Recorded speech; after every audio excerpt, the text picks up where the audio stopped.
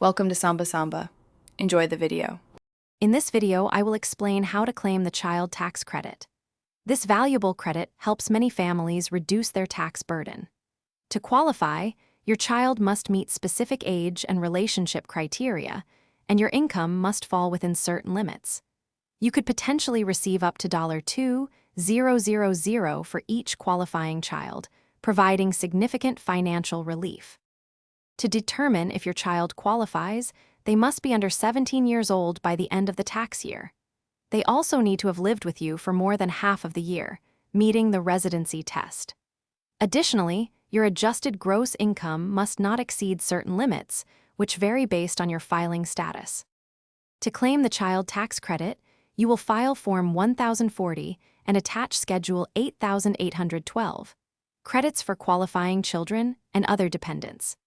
Ensure you have valid Social Security numbers for all your qualifying children. Maintaining accurate records of your income, dependents, and any related expenses is crucial for a smooth filing process.